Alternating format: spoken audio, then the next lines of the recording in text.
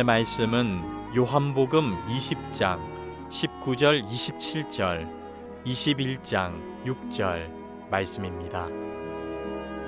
이날 곧 안식구 첫날 저녁 때에 제자들이 유대인들을 두려워하여 모인 곳에 문들을 닫았더니 예수께서 오사 가운데 서서 이르시되 너희에게 평강이 있을지어다.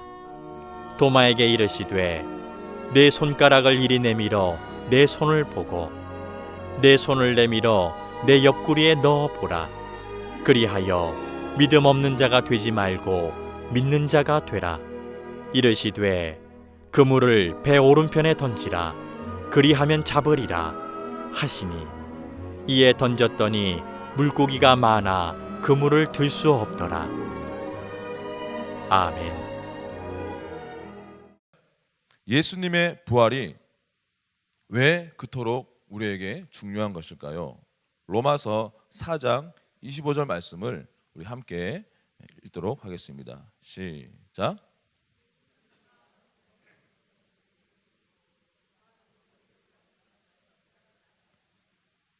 아멘.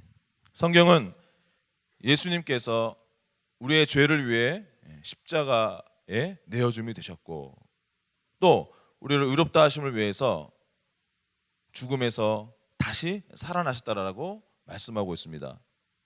아마 저와 여러분의 대부분의 우리 성도님들은 예수님이 우리 죄를 위해서 내어줌이 되셨다라는 그 말씀, 그 이유를 우리는 분명히 알고 계실 것입니다. 하지만 하나님께서 그 예수님을 죽음에서 일으키셨다라는 것의 의미를 여러분들 얼마나 알고 계십니까? 예수님께서 부활하신 것의 의미를 좀 쉽게 설명하기 위해서 제가 하나의 예를 들어보도록 하겠습니다. 여러분이 옛날 외국의 한 왕국에 여러분들이 살고 있다라고 한번 가정해 보겠습니다. 어느 날 여러분은 그 나라의 아주 굉장히 중요한 법규를 어겼습니다. 그래서 여러분들은 체포되어 그 나라의 왕 앞에 끌려갔는데 그 왕에게 여러분들이 왕의 자비를 용서해달라고 여러분들이 호소합니다. 그러자 그 공의로운 왕이 이렇게 말합니다. 법은 법이다. 내가 너를 위해 그 법규를 굽힐 수는 없다. 백성들이 나의 진실성에 대해서 뭐라고 하겠느냐. 하지만 만일 네가 네 죄의 형벌에 해당하는 석 달 동안 감옥에 있어야 하는 너의 형벌을 대신 받을 자를 찾아온다면 내가 그것은 허락하겠다. 하나님의 은혜로 말미암아 여러분은 여러분 대신 형벌 받을 자를 기꺼이 발견하게 되었습니다. 그 사람은 여러분 대신 감옥에 들어가서 이제 여러분은 한동안 그 사람을 보지 못했습니다. 몇 날이 지나고 몇 주가 지나고 몇 달이 지났습니다. 자, 그렇다면 여러분은 그 나라에서 언제 여러분들의 죄값이 완전하게 다 치러졌다는 것을 알 수 있을까요? 그것은 바로 여러분의 그 대리자가 다시 자유롭게 돌아다니는 것을 보게 되면 여러분들은 나의 복역이 다 마쳤구나 라는 것을 알게 될 것입니다. 여러분은 이제 여러분들의 죄에 대한 그 형벌이 다 치러졌기 때문에 나는 이제 정당하게 되었고 또 어느 누구도 여러분이 예전에 지은 그 죄로 여러분을 고소할 수 없다는 것을 여러분들은 알게 되는 것입니다. 더 이상 여러분은 왕이나 그의 신하들이 여러분을 추적할까 봐 두려워할 필요가 없는 것입니다. 여러분의 그 자리에서 대신 처벌받은 그 자가 이제 자유롭게 다니고 있다는 것을 여러분들이 알고 있기 때문입니다. 마찬가지로 우리의 대리자이신 예수님께서는 도저히 우리가 갚을 수 없는 죄의 빚을 다 갚으셨습니다. 십자가에서 그분은 우리의 평생의 죄를 다 짊어지셨습니다. 하나님은 그 모든 죄를 다 예수님 위에 두신 다음에 하나님의 공의가 충족될 때까지 그 죄 하나하나에 대해서 예수님을 처벌하시고 심판하시고 당신의 진노를 예수님께 쏟아 부으셨습니다. 그리고 하나님은 당신의 아들 예수님이 하신 일로 당신의 공의가 만족했고 기뻐하셨기 때문에 이제는 그 아들을 죽음에서 일으키셨습니다. 그래서 오늘날 예수님의 무덤은 빈 무덤으로 남아 있습니다. 왜냐하면 예수님은 다시 살아나셨기 때문입니다. 예수님의 부활과 빈 무덤은 우리가 완전하게 죄사함 받고 의로워졌다는 것을 영원히 보증하는 증거가 되었습니다. 이것이 바로 예수님의 부활이 그토록 중요한 이유입니다. 오늘 함께 우리가 보았던 본문 말씀 요한복음 20장 19절, 27절, 21장 6절의 말씀은 모두 예수님께서 부활하신 후에 제자들을 만났던 장면들입니다. 자, 이 사건들은 각각 제자들뿐만 아니라 부활하신 예수님을 만나서 그분과 함께할 때 그러한 성도들, 저와 여러분이 극복할 수 있는 것들을 한 가지씩 보여줍니다. 자, 첫 번째, 예수님의 부활은 두려움을 극복하게 합니다. 함께 요한복음 20장 19절 말씀을 같이 읽겠습니다. 시작.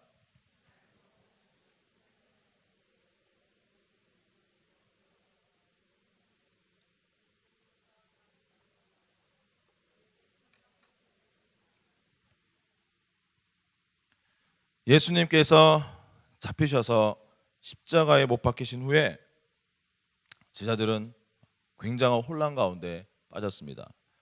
그들은 예수님이 로마를 대항해서 자신의 민족을 해방시키고 정말 다 쓰러진 그 나라를 다시 일으켜 세울 그러한 메시아 구세주로 생각했는데 그분이 정말 인간 말종 같은 그 강도들과 함께 똑같이 십자가에 처형당해서 죽었기 때문에 그들은 이게 어떻게 된 것인가, 또 그동안 그 예수님을 못 죽여서 안달이었던 이 유대인 지도자들이 그동안 예수님을 따랐던 자신들에게 무슨 짓을 할지 몰라서 그들은 몹시 두려워하며 다락방에 숨어 있었습니다.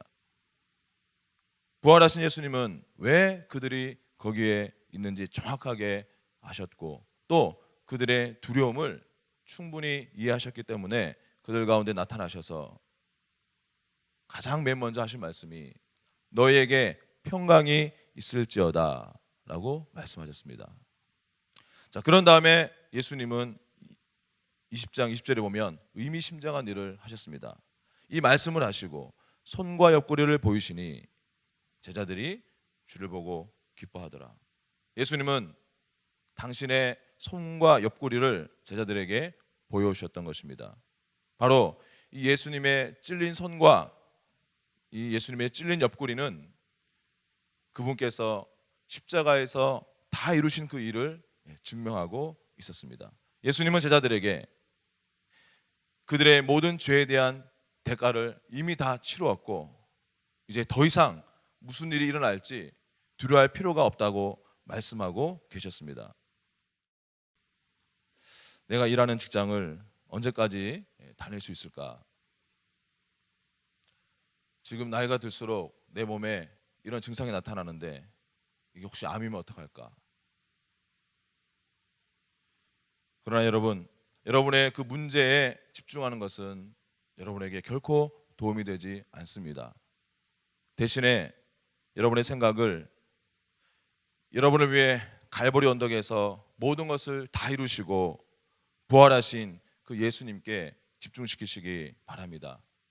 우리가 우리의 눈을 부활하신 예수님 위에 계속적으로 지속적으로 두게 되면 그분의 은혜와 그분이 우리를 위해서 다 이루신 역사하심과 그분의 평강이 우리의 마음과 생각을 붙들고 지키게 되고 또 그분이 우리를 위해서 이미 당신의 피값으로 모든 값을 치르시고 그 사가지고 오신 그 승리를 우리가 경험할 수 있도록 우리를 인도해 주시는 것입니다.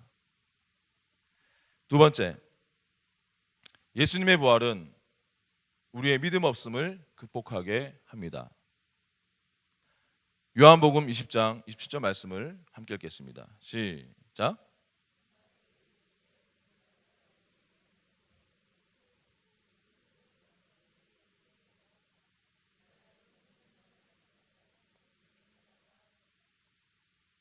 예수님은 우리가 완벽해졌을 때 더 사랑해 주시는 것이 아닙니다.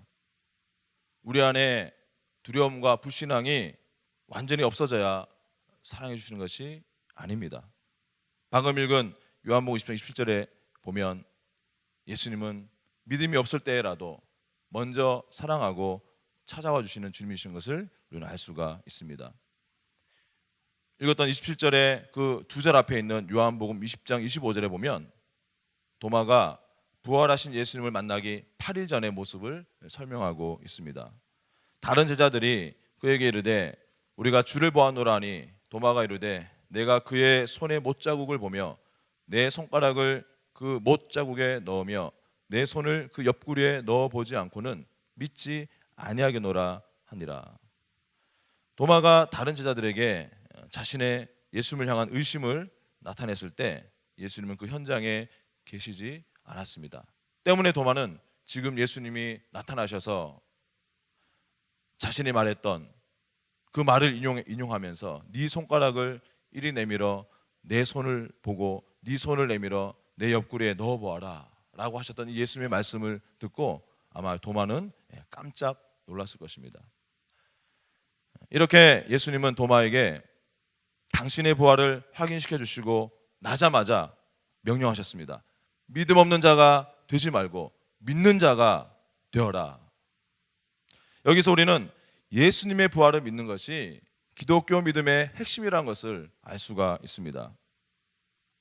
때문에 우리가 로마서 10장 9절 10절 말씀에서 밝혀진 그 다음의 단계를 밟기 전까지는 예수님의 죽음은 우리에게 영원한 생명을 주지 못합니다.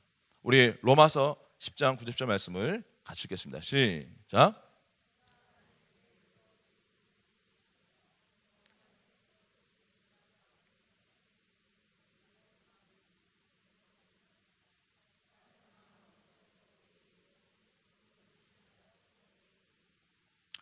로마서 10장 9절 10절 말씀은 예수님의 주되심을 고백하고 하나님께서 예수님을 죽은 자들로부터 일으키신 것을 믿는 자는 누구나 구원을 받을 것이라고 말씀합니다.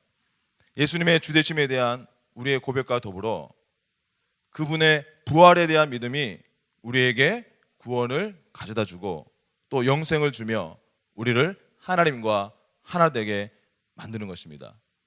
그로 인해서 우리는 이 예수님의 부활을 믿고 깨닫게 되므로 갑자기 우리는 하나님께서 내 아버지가 되시는 것을 우리는 알게 됩니다.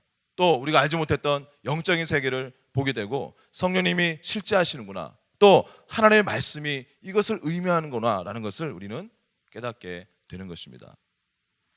그래서 이제 예수 그리스도는 우리의 삶의 주님이실 뿐만 아니라 이제는 우리와 아주 친밀하고 깊은 교제를 나누는 그런 분이 되신 것입니다.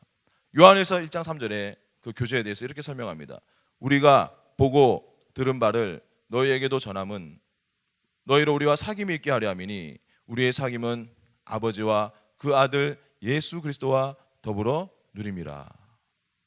이것이 바로 하나님께서 저와 여러분과 하고 싶어 하시는 교제인 것입니다. 예수님께서 부활하심으로 그것을 실제가 되게 하셨습니다. 이제 우리는 하나님과 같은 생명을 소유한 존재가 되었고 이제는 우리 안에 하나님이 영원히 거하시는 그러한 성전이 하나님의 처소가 되게 된 것입니다. 이 모든 일은 예수님의 죽으심이 아니라 그분의 부활하심에 의해서 가능하게 된 것입니다. 결론적으로 말하면 예수 그리스도의 십자가의 대속의 죽음과 그분의 부활하심의 결과로 말미암아 우리는 하나님과 전적으로 하나가 되고 정말 이제는 그 구약 시대에 상상할 수 없었던 그 하나님과 달콤한 교제를 하는 그런 관계 속으로 들어가게 된 것입니다. 부활하신 예수님이 우리 안에 살아계시기 때문에 우리는 의롭게 되고 우리 하나님의 영광이 새롭게 충만하며 초자연적인 삶을 살 수 있게 되었습니다. 여러분들의 믿음에 예수님의 부활을 담으시기 바랍니다. 그럴 때 우리의 믿음이 온전케 되고 그 믿음이 우리 안에서 하나님의 능력을 나타내게 하는 것입니다. 마지막 세 번째, 예수님의 부활은 열매 없음을 극복하게 합니다. 요한복음 21장 6절 말씀을 함께 읽겠습니다. 시작.